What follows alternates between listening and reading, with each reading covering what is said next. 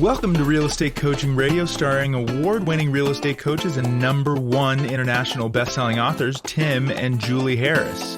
This is the #1 daily radio show for realtors looking for a no BS, authentic, real-time coaching experience. What's really working in today's market, how to generate more leads, make more money, and have more time for what you love in your life. And now your hosts, Tim and Julie Harris. Are back, and today we're talking about one of our favorite topics, a topic that most of you are also interested in based on all the feedback, which is how to start your own podcast. And what Julie and I are going to do is we're going to take you through our version of how to start a podcast. And we searched all over the internet to see what other people were saying. We sort of ascertained that most people were saying the exact same thing. And we're going to tell you what we did. And most of what we did to make this the #1 listened to daily podcast for real estate agents in at least the United States was very dissimilar to what everyone else did, because Julie and I are big fans of keeping it simple. And the way we do this podcast, you all are about to learn, is very simple, and thus you can easily copy it. So we want you to consider starting your own podcast, if for no other reason than it is a very cathartic sort of journaling type experience. It's fun. It is, especially if you do it every day. And we'll talk about the importance of being consistent. It's something I look forward to every day with you. We're kind of in a groove of a habit of doing it. But I wanted to do a special shout out for those of you who have been intimidated in the past about something like starting a podcast. And I was surprised. I was talking to somebody just in the neighborhood the other day who didn't even really know what a podcast was. So we have listeners everywhere from, I don't really listen to podcasts except maybe yours and a couple of other ones, all the way to being really curious about how to launch it on their own and simplify it so that they can be consistent. And I recognize that there's everywhere in between. But please, wherever you are on that spectrum, continue to listen, because one of our goals here is to simplify it, to systematize it, and to take any level of intimidation away from it.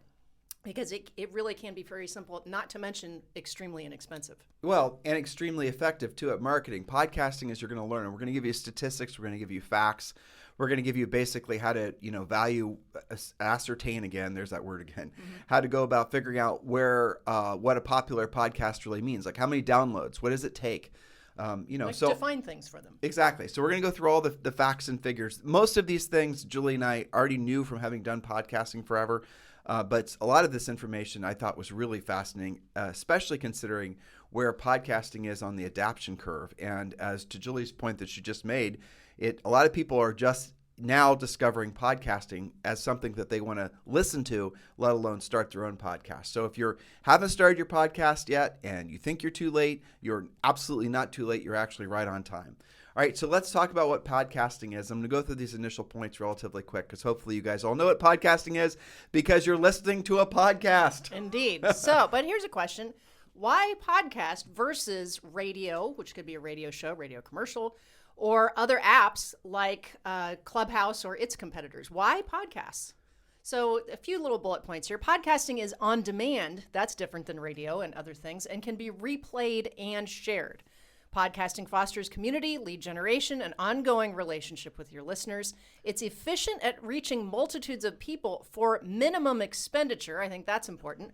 And podcasts are not time zone or geography dependent. They're easily produced by you, probably a lot easier than you think it is, not dependent on third-party production. So the best way to illustrate the creation and production of an award-winning podcast is to just use our podcast as an example. That's Real Estate Coaching Radio. This is our case study, and many of you have asked for help starting, maintaining, monetizing a quality podcast. So let's do the facts first. Now, the reason, again, that we like podcasting, another reason is because you own the land and you own the house. Whereas if you're creating a bunch of content on a social network, you might create the content and technically own the content, but you don't own the platform. When you have podcasting, the audio files that you created, you own. And you can decide how you're going to disseminate those. So this does not violate one of the Harris rules, which is when you're building your mansion, make sure you build it on land you actually own. All right, so Julie Harris, facts first, using Real Estate Coaching Radio as the benchmark. Yes. Okay, so typically Real Estate Coaching Radio is a 30 to 45 minute live daily podcast. We record it live, but you guys can listen live or in replay. Downloaded in over 60 countries and often #1 in education on iTunes. So that depends maybe on the country, like in Peru, for example. Right. That's actually kind of a funny fact, though. And we'll get to this probably tomorrow. But when you're the way to go about figuring out how popular your podcast is completely different than the way they go about like tracking YouTube videos. Like you watch a video, you see how many times it's been watched, or maybe even Twitter followers or Instagram followers. A podcast listener is like 1,000x more valuable, especially someone who listens every day, than anybody who like you can't really use Instagram followers as like that person's got 100,000 Instagram followers. Your podcast only has like 1,000 daily downloads. The 1,000 daily downloads, and again, we're going to get into the weeds about this, are a hell of a lot more powerful because they're more engaged, because it takes more to listen to a podcast. Those are very valuable, hard-earned fans of your podcast versus, say, somebody on Instagram who just had somebody for a millisecond click that they wanted to follow that person. Right. So when we get to and get into the weeds about all the statistical stuff, I think you guys will be really surprised. Well, so to use real estate parlance, Instagram and Facebook are not real comps for something like a podcast. Exactly. That's right? the best way of explaining So it. it's not really comparable. All right, and we'll talk about that more in a second. Real Estate Coaching Radio has over 2,000 shows on iTunes and over 5,000 shows in archive. It's in the top 0.05% of all podcasts in the world. We're pretty proud of that. We have had over 50,000 downloads in a single day, depending on the topic. Now, our listeners were surveyed, and 93% are already in real estate or planning on getting a license. 7% classified themselves as other. That's what surprised me.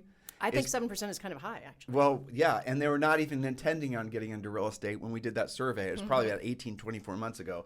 But they were just small business owners. Entrepreneurs. Yeah, stuff like and that. our moms. Right, definitely our moms. And our friends, yeah. You got it. So, what about your podcast? How do you get started? Now, the most important questions that you've got to answer is, who is your show for? Who are you actually trying to serve? And to answer that question, you create an avatar, and let's call him the ever-popular Bob. Bob's our avatar for Real Estate Coaching Radio. So let me explain this. I wrote this down for, Julie and I are sharing notes today. We both worked on this. But the avatar concept is nothing other than just creating a fictitious person in your mind. It can be Bob or Bobette, or it can be Bobette and Bob. It doesn't really matter. Don't overanalyze it. And you have to think about that person, that avatar of a person, and what they like, what they're interested in. That's right. And actually, the first time I heard this concept was one of our real estate clients. Yep. And I want to say it was maybe a buyer for Victoria's Secret. Correct. And he said that that's right. She had, in the company, they had an avatar who is their target buyer. And that was probably, Actually, it wasn't Victoria's Secret. It was one of the executives at White Barn Candle Company. Oh, and he said when they were starting White Barn Candle Company, they actually made an avatar of the buyer that they suspected would be walking into the store because it was a brand they didn't buy. It's a brand they created. That's you remember right. that? Who they thought their client would be, Yeah. right? So that's what an avatar is about. And you can do that for your podcast as well. All right, so let's talk about Bob for a second. Who is Bob? Describe him. How old is Bob? Where does he live? What does he do on the weekends? These are all questions you guys need to be asking. Developing your listener. When you're, profile. yeah, exactly. When you're developing your avatar, you ask, who is Bob? Describe Bob. What does he look like? How old is Bob? Where does Bob live? I mean, this is a fictitious person. Hopefully you're all hanging with us. Just what does Bob do on the weekends? Well, he's a real estate agent. He's probably showing houses. Well, what are Bob's hopes, his fears, and his ambitions? What is Bob's annual gross income? And podcast listeners, interestingly enough, are often older, well-educated, and better off financially. But his fears and his ambitions are probably very similar to yours, which goes to the next point. Yeah, so how does Bob want to feel after listening to your show? Is Bob like you? If yes, that's easy. Make a show that you would listen to. When considering a topic, ask yourself, why does Bob care about this? And if you have to tell Bob why he cares, then it's a crap topic. Yep. That was written by Tim, obviously. Yeah. But it's true. If you have to explain it, Bob has to already care. It has to be meaningful to him without you explaining it. So in our case, we aim to motivate, educate, and get you into action. That's keeping it real simple for our listeners. Motivate, educate, and get you into action. But so just to put a period at the end of the sentence of the whole Bob avatar concept, if you're going to create a podcast, the best chance you have of being successful at it is create a podcast that you would listen to. Now, I'm assuming that, again, I already know 93% of you are in the real estate industry. So if you are not in the real estate industry and you happen to live in your community, what would be a podcast you would want to listen to about your community? What would be the topics that you'd be curious about? Obviously, everyone's, real estate curious, but what beyond that? What about maybe you could interview local politicians, you could interview local business owners, you could interview all kinds of different people.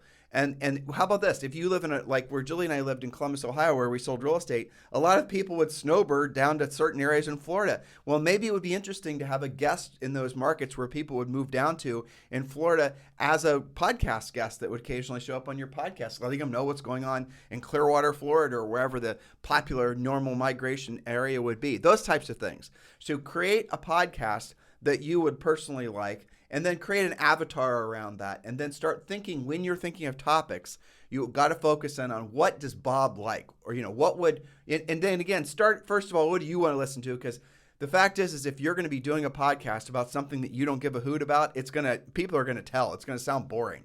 And then they won't listen again. Right. They won't. Exactly. Maybe your mom. Maybe your mom. Mom might listen again. That is true. That's right. So, for example, one of our coaching clients in Austin is doing a podcast that is called Moving to Austin, because there are so many people moving in. That's a common type of client that she has. Well, think about what a killer title of that podcast is, too. Because if someone's, say, moving from California, where most people are moving from, I mean, Tesla just announced they're moving not just the truck factory, but the whole damn Tesla factory to Austin, Texas. So there are a lot of people that are dropping into Google, moving to Austin. That's the reason that Julie and I chose the name Real Estate Coaching Radio, because you guys Google, our potential customers will Google real estate coaching. And you'll go to maybe YouTube and you'll Google real estate coaching, or you'll go to obviously iTunes looking for podcasts on real estate coaching. A lot of you have discovered us just because of the title. Even if you've never heard of our names, you know what real estate is, you know what coaching is. Well, here's some content about something I'm actually interested in. Exactly. So here's your mindset drill down. Imagine that Bob is in the room with you and you're having a conversation with him. You truly care about Bob. You want to make his life better. So make the show about helping Bob, not trying to make yourself famous, as we often discuss on this podcast. Worth repeating, make your work famous because of all of the people that your work product helped. Don't try to make yourself famous. That's the mindset that wins 100% of the time. So when in doubt, lead with this mindset. Make it all about your listener. Don't worry about trying to be a famous podcaster. Now, why did I write that down? Why did I think that through and share that with you guys? Here's the simple answer why. Because a lot of you are pursuing social networking, trying to aggrandize yourself. You're trying to make yourselves famous, and you believe that if you can create this false image of yourself, Instagram's notorious for this, of yourself doing all these sort of like superhero type activities every single day, that's going to attract people to you. And maybe on Instagram, if you're trying to appeal to the millennial demographic who wants to be a rock and roll star or what the kids are doing nowadays, right, the reality of it is that might actually work. But when you're in real estate and you're trying to create a podcast, if you try to make yourself famous through the podcast, if you're using the same types of thinking that a lot of people are using on the normal social networks, for example, Instagram and Twitter and Facebook, it does not translate to podcasting. Podcasting is a much more in-depth, serious format that is going to require some actual commitment. That's right. So let's talk next about the accumulation effect. Hard work, authenticity, and making it all about your listener will pay off, assuming that you're very consistent. Keeping at it is the key. Don't even start a show if you're not going to commit to at least the next 12 months and at least minimum standard 12 shows.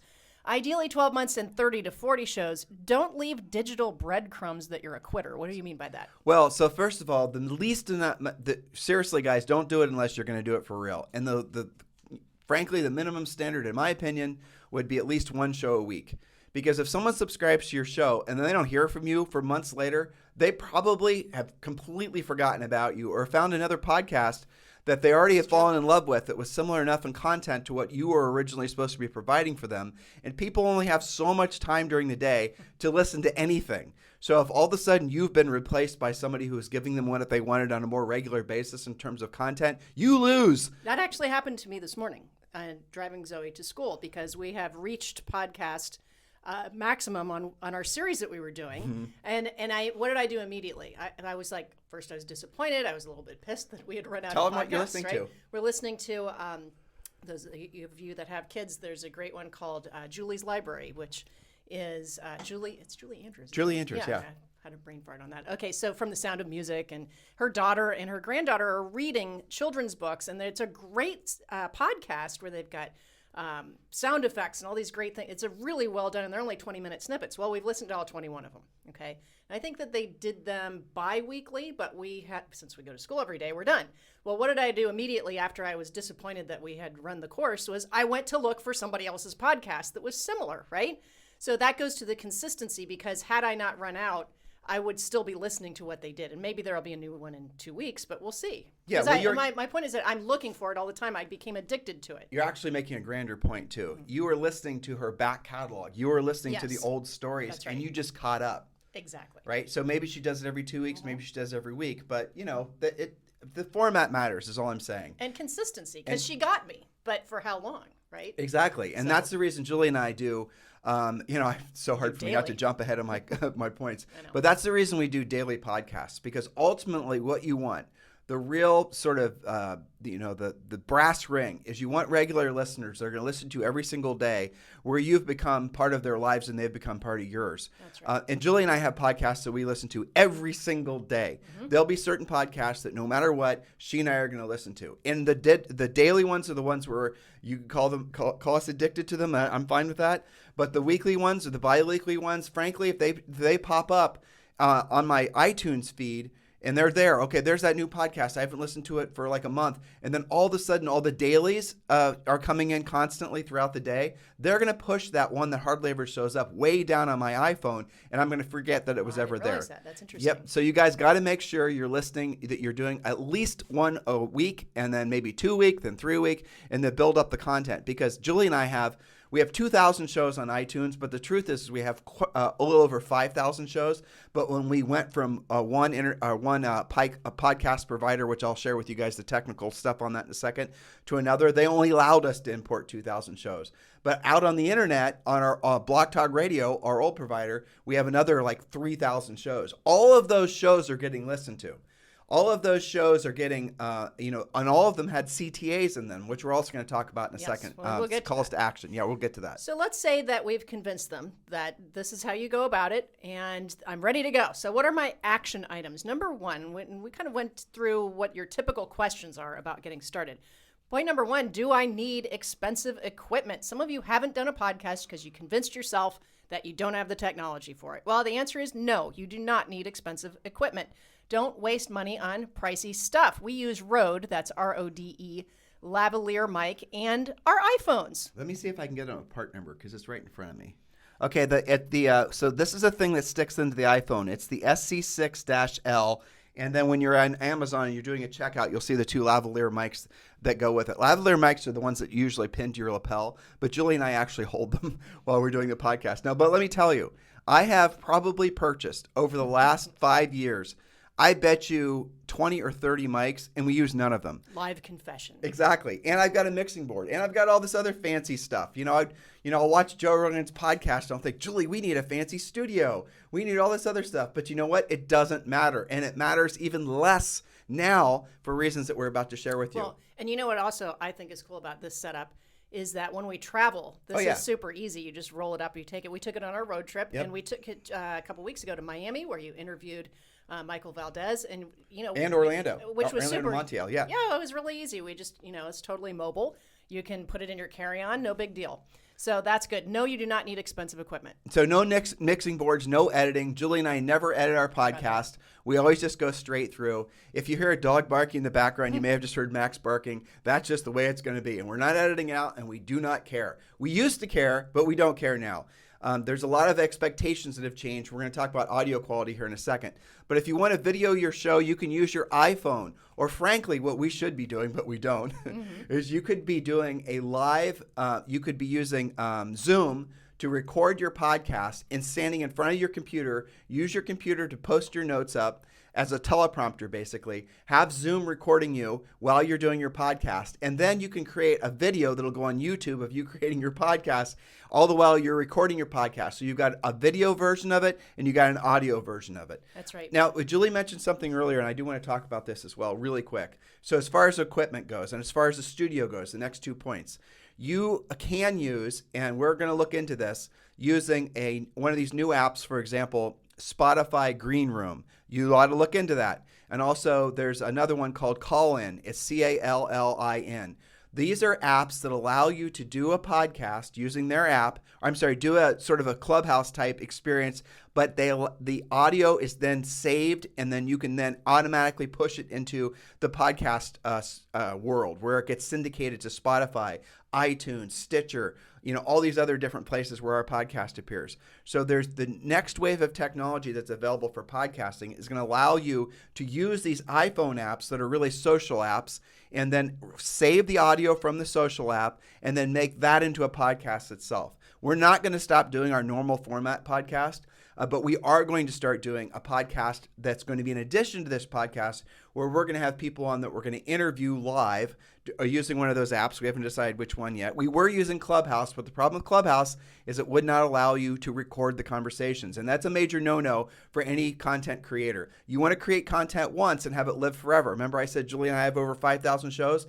A lot of those shows get listened to every single day. We can go back to shows we did 5 years ago, and there's probably somebody listening to it, which actually kind of touches on content, getting back to old Bob. You can make content that's good for that day. A lot of the podcasts we listen to, they'll be relevant to that particular day. And we do start out oftentimes by saying what the date is, and that's fine. But you don't want to create the overarching content can't be dated. You got to be careful about that, in our opinions. Now, you, again, want to do a current events show, that's fine.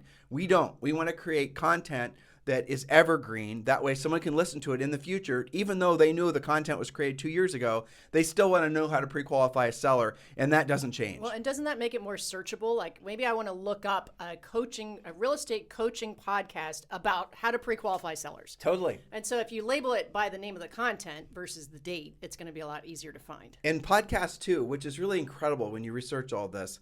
When you see basically, like, for example, Joe Rogan's podcast gets more downloads than like CNN, Fox, and MSN combined. Yeah. So Joe does his podcast, and he'll interview somebody long form, like he had Sanjay Gupta on there the other day.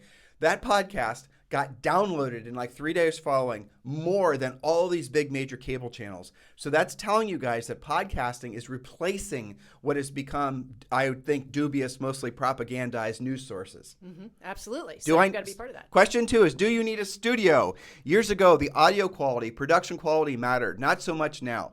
Some of the best podcasts and shows that are the least produced. In other words, there's not some sound mixer going in there and editing out the ums and the ahs. You don't have to hire a bunch of people to do this crap. Nope. Right. That's right. That's right. This isn't to say that audio volume can be too low or too high, or pops and other noise can be overly present. You can have a little bit of it, but not too much of it. Like I said, we hold our lavalier mics, and sometimes Julie holds hers too close, or sometimes she holds it too far. Sometimes I'll start, too much, and it drives me crazy to listen to it as much as it does you guys. But overall, the content is what rules. You can read our iTunes reviews, and people will say that. Sometimes they'll say, like, Tim's rant today drove me crazy. I hate that son of a bitch, and whatever. But I love the content. I'm going to keep listening because their show is incredible. They'll tell you what they like. They will. Well, so what matters is the overall quality of the content. If the content sucks and the audio is stellar, they won't listen because it doesn't matter.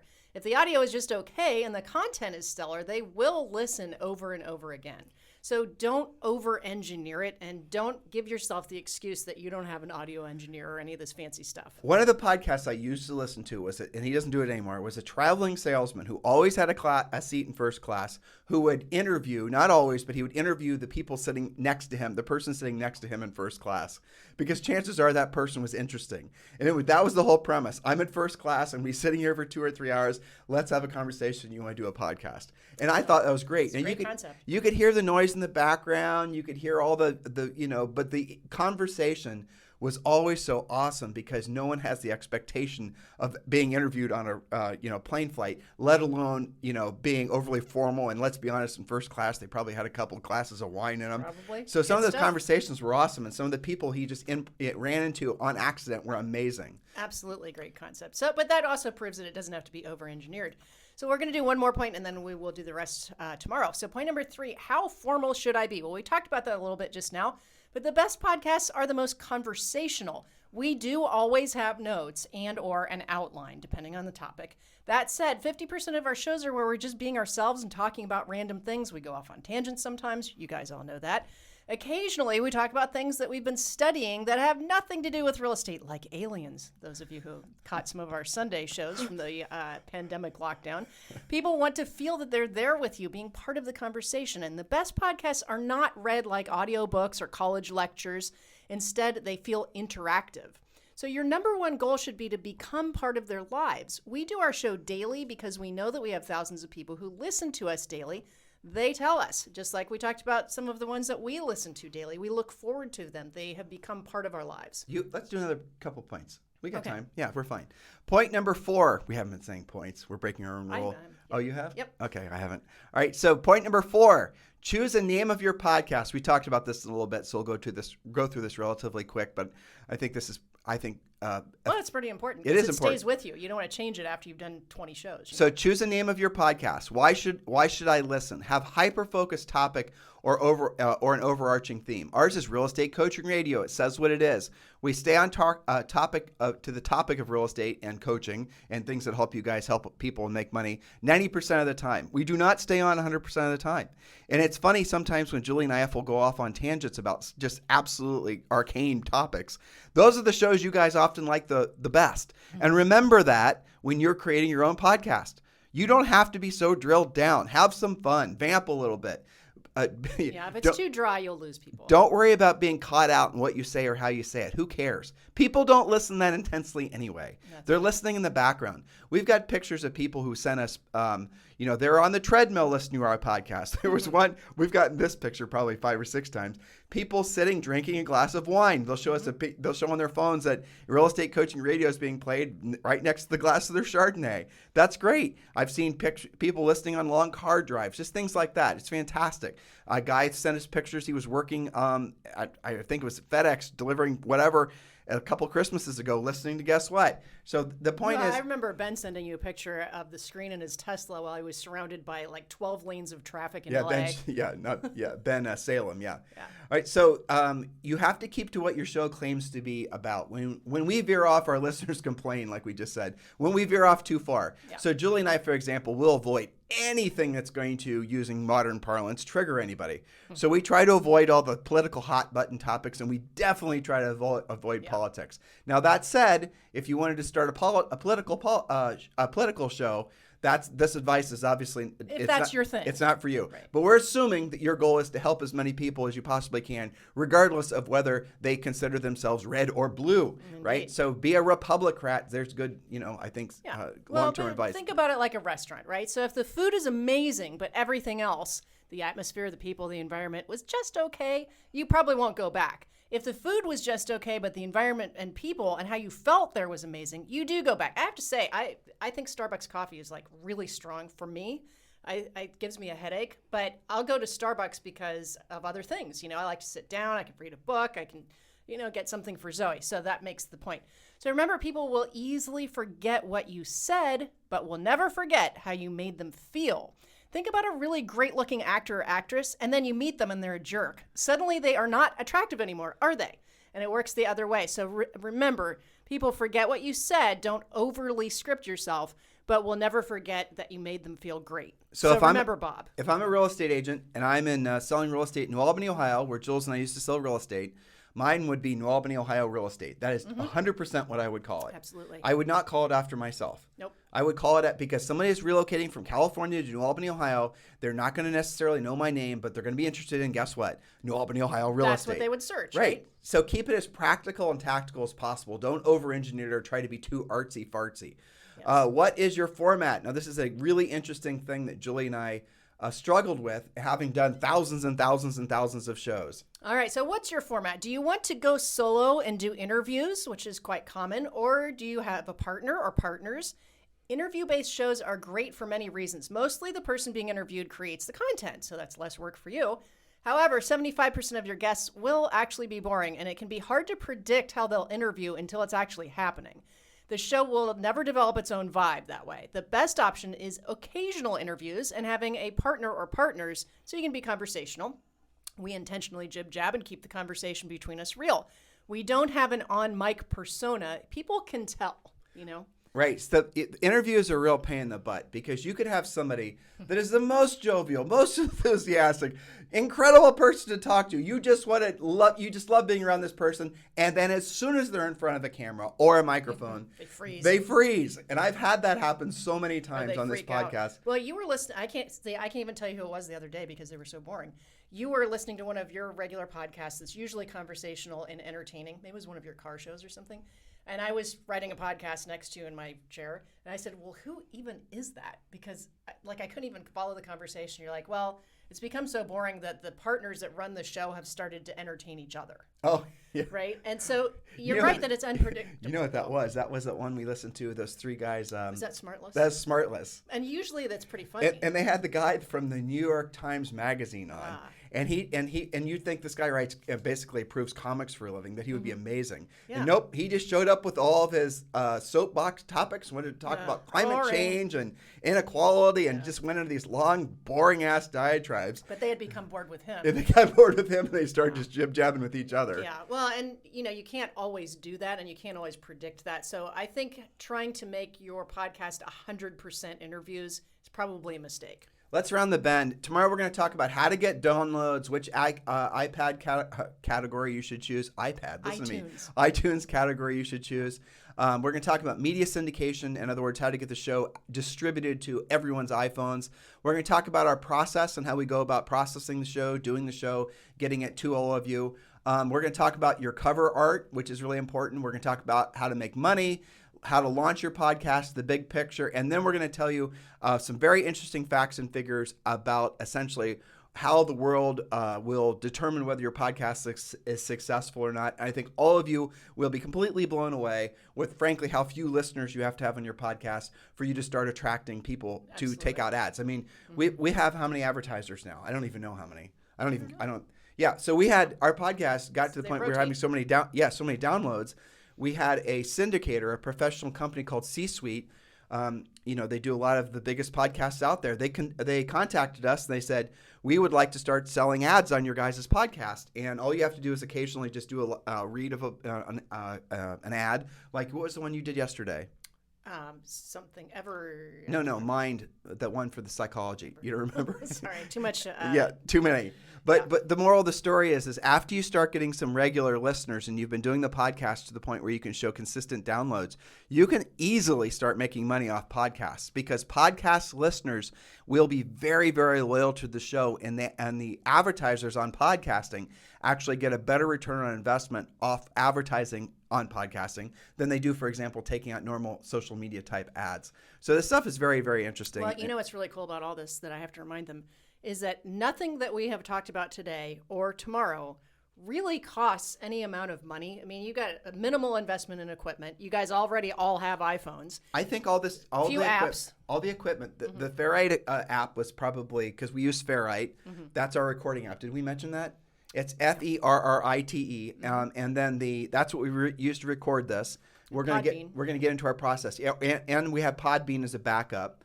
But really, guys, the system is very simple. We record this using Ferrite. We do no editing. Nobody does any editing afterwards. We then load this up to Google Drive. We do have an assistant then that basically takes it from there. We're going to tell you about what she does. You don't have to. It's pretty easy to do. Frankly, we could use Podbean. We could do this podcast on Podbean.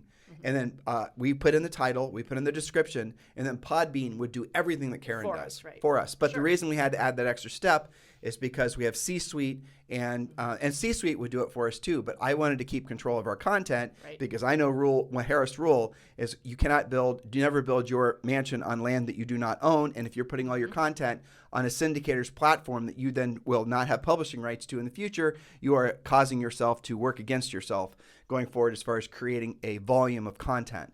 Well, we're going to be getting into the weeds more about this tomorrow. And this is incredibly, I think, powerful for all of you who are trying to, maybe you're not comfortable in front of a camera. Maybe you're just wanting to feel like you're maybe just keeping a daily journal. Maybe you just want to start a podcast that's going to appeal to other people that have interests, hobby type interests. It doesn't really matter. This is a very rewarding, interesting way for you to connect with other people around the planet. When we look at our podcast stats, and we see it's typically 61, sometimes as many as 70 different countries who are downloading, like Malta. Like we were number one in Malta for a while. Now, granted, in the education space and real estate in Malta, there's probably 24 people that downloaded us, but that makes us number one, unlike the United States where 90% of all podcasts get downloaded. But podcasting is just taking off. And these social apps that are coming around the bend, like Clubhouse, like Green Room, like Call In, and there's going to be a bunch more, they are all going to supercharge podcasting. So I strongly encourage you to start a podcast. It's simple, it's cheap, it's not technically difficult. You don't have to be perfect at it. You don't have to be perfect at it. You don't have to have our whole rig, our whole podcasting rig. I'm guessing $175. Yeah, despite the probably tens of thousands we spend on the crap we don't use. It's true. I'm not going to lie. I know. In the meantime, hey, if you guys are interested in joining eXp Realty, as many of you are, please do consider Julie and I as your sponsor. Yes, we are formally applying for the job of being your eXp sponsor. If you like the content we produce on this podcast, you can tell how much effort and care and feeding we put into providing this for you guys with the intention of motivating you, educating you, and helping you get into action. You can imagine what we'll do for you when you're partnered with Julie and I at eXp Realty. So we would like to talk with you today. If you've not chosen a sponsor and you're looking for a sponsor that's going to be proactive, very proactive in your success at eXp Realty, please consider Julie and I. You can text us directly at 512-758-0206. 512-758-0206, and we'll have this conversation about how you can move forward with eXp Realty. In the meantime, thank you for continuing to make Real Estate Coaching Radio the number one daily listened to podcast for real estate professionals in at least the United States. Have a great day, guys. Talk with you tomorrow.